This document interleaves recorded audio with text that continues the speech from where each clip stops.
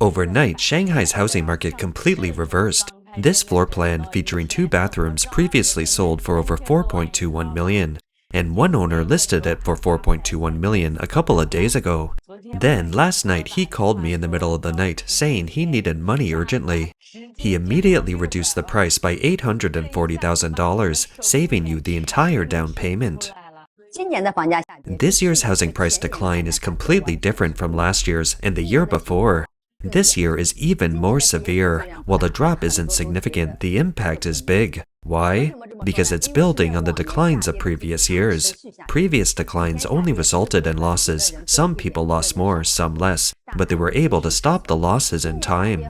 This year's decline has hit the loan limit, meaning if you sell your home and pay off the loan, you'll have little left. Some even can't pay off their bank loans after selling. You need to pay extra money to the bank.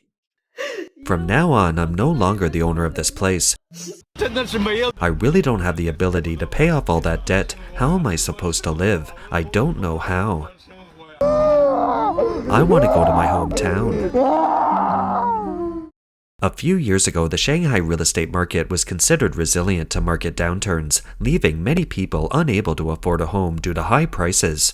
However, with the recent wave of layoffs and job losses, the market has shifted, and more people are finding themselves unable to sell their homes. Local pre-owned home prices have fallen particularly sharply, with prices in some areas nearly halved. Miss Lee, a Shanghai resident, said she owns a small one-bedroom condo near the Middle Ring Road. In just 1 year, the price plummeted from $530,000 to $330,000. She finds the price drop unbearable. And it's not just ordinary homes. The luxury housing market is also suffering. All properties on the market are facing the same pressure. Selling a property requires a price reduction.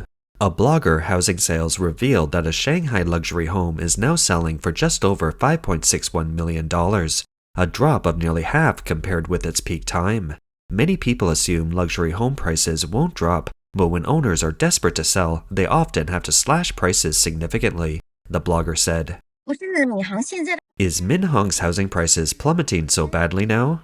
I am almost pissed off this morning. I bought a one-bedroom condo in 2015 for $640,000, $11,000 per square meter at the time. I thought the price would keep going up. At that time, it indeed increased in value by $14,000 in just 2 months. I thought I was earning big money with 2 hands. One hand for me, the other hand for my kids. What are 2 hands? I want to chop my hands off right now. In the past 2 years, I lost $280,000. This morning, a fellow resident in the same neighborhood told me that they'd be lucky if they could sell their home for $360,000 now.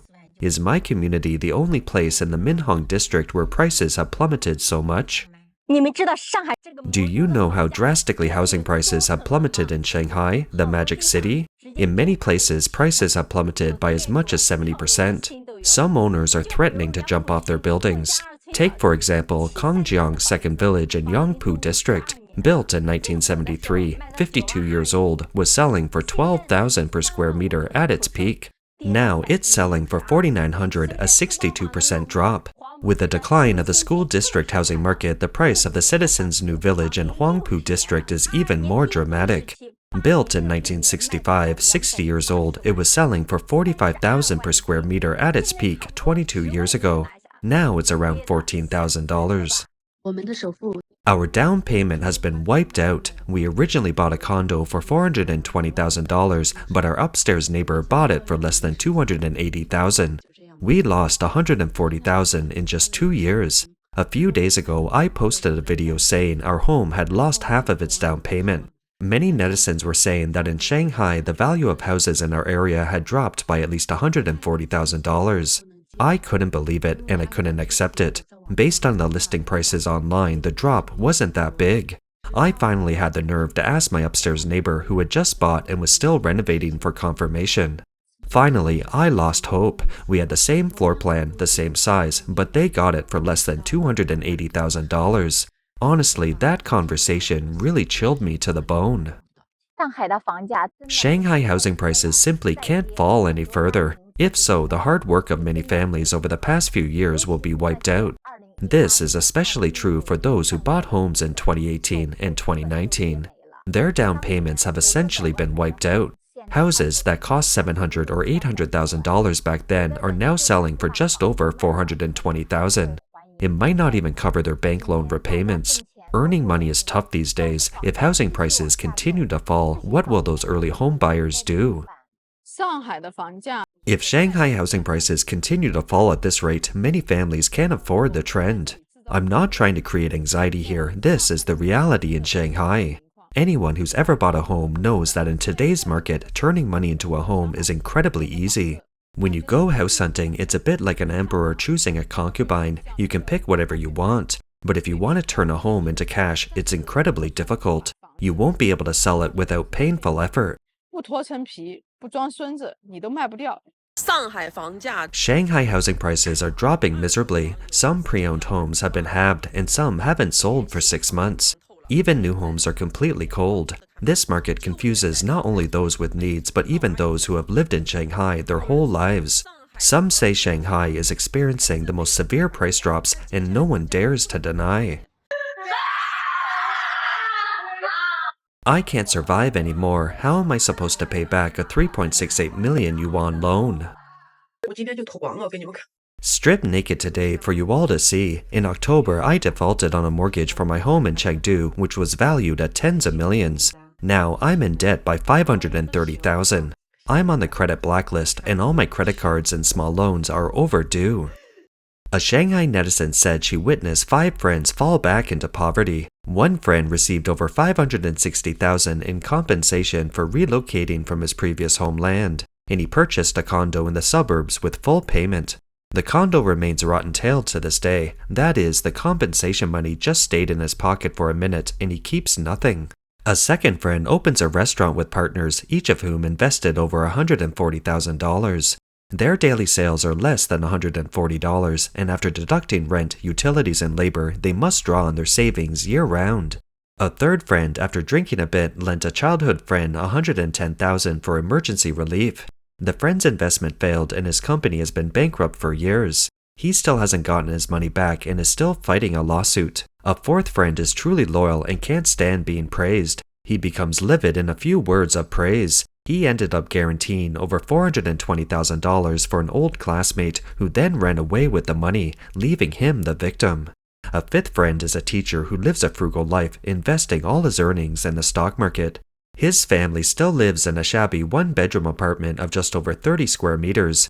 He spends his days glued to his cell phone while his stock price continues to plummet, leaving him with no hope of recovery. How bad has business been this year? Here, the Pepsi distributors dare not pick up any of our calls. I posted a few videos the other day. 2 liters of Pepsi can't be sold till they expire. Imagine the situation. We ordered a total of 199 bottles costing 500 yuan. Distributors have to replace them. Finally, they couldn't handle so many complaints because there were too many expired bottles. On September 22, 2025, at 12 noon at Wanda Plaza in Jiading, New Town, Shanghai, look, the current restaurant scene. There were still a few tables business at Jingjai Po, but only a few customers at each table. Fewer tables business at Harvest Day. There seemed to be only a few customers at the Japanese sushi place, only one table at Korean barbecue.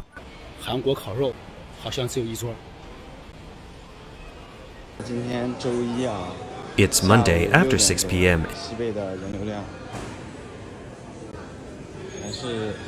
and Shibei's store is still a bit empty today. There are only 2 tables of customers. It's 8:10 a.m. now. Previously, there were crowds of people gathering to get the goods.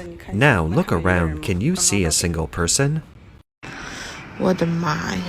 Oh my, how am I supposed to run a business this year? I've been open since 10 a.m. and no customers have come in. This isn't a matter of downgraded consumption. No people at all. Where have they gone? They're not spending? Shanghai's old streets are so desolate. I remember the cat wall was pretty cool back then. 现实就是你要接受上海的。The reality is that you have to accept Shanghai's low base salary. Base salaries have indeed dropped significantly in the past 2 years. While Shanghai has a vast number of private enterprises and small and medium-sized enterprises, paying $400 to $500 a month is ubiquitous. This is especially true for foreign companies, which have undergone layoffs in recent years. High-paying management positions such as those paying $5,000 to $6,000 a month are becoming increasingly rare in Shanghai. Small and medium-sized private enterprises won't offer such high salaries. Generally, salaries of around $500 are the norm. A friend of mine had a personal experience. He used to be a director of an advertising agency for a foreign company. After he was laid off at the age of 36 and was unemployed for almost a year and a half, he still hasn't found a job. The current situation in Shanghai is truly dire. Large companies like Huawei are laying off employees, not to mention smaller ones. Many bosses themselves are facing difficulties, and many companies owe employees 3 months' wages. You can see shops everywhere with signs for transfer or for sale. Real money is incredibly rare in Shanghai. For ordinary office employees, many rely on credit cards, working hard for a month but earning little, and then struggle to pay off their debt. Homeowners, being more pressured, work tirelessly just to pay their mortgages. Consumption levels are declining. A nice way to put it is to call it a downgrade. In reality, people are running out of money. The current wave of unemployment and wage cuts in Shanghai has further exacerbated the pressure on homeowners. Many families are struggling to afford their mortgages, and defaults and foreclosures are increasing. A Shanghai resident said that the number of people currently unemployed and laid off is very high, and many of those around him have been forced to auction their homes due to being unable to repay their loans. In this environment, almost no one dares to buy a home rashly, and there is no interest in buying a home, he said. Industry insiders predict that the prices of approximately 80% of properties in Shanghai will continue to fall, and only 20% will remain stable. Overall, the real estate market winter is not yet over, and buyers are still seeking opportunities. Home buyers and investors need to exercise caution. Many companies in Shanghai no longer have a 2-day weekend off. This has gradually led to only 3 or 4 days off per month. Many people work both Saturdays and Sundays, resulting in only 3 or 4 days off per month. This situation is becoming increasingly common and severe. Since last year, it has become very common. The laborers in Shanghai state-owned enterprises will be an unimaginable asset to their managers. Over the next 3 to 5 years, those without resources, connections, or skills will face the fate as I'm describing below. A large number of regular employees are gradually being converted into contract laborers, with their wages reduced by 20 to 30%. This is especially true in the construction industry, where many state-owned enterprises are using this tactic to reduce costs and increase efficiency. Look at this chef, he's sitting outside, idle. Outsiders absolutely do not stay in Shanghai. This is what happened to me. I was born in 1987, so I'm 38 this year. I've started a company and been a boss, and now I'm a bewildered barbecue restaurant owner, trying to figure out how to keep my business going every day because the monthly salary, mortgage, and other expenses are overwhelming. Shanghai's nightlife market is really bad this year. Even if the star Liu Yifei came, no one would show up. Why? Because everyone's broke. I've run a finance company in Shanghai for over 10 years, and this year has been my worst year. I wonder if next year will be any better.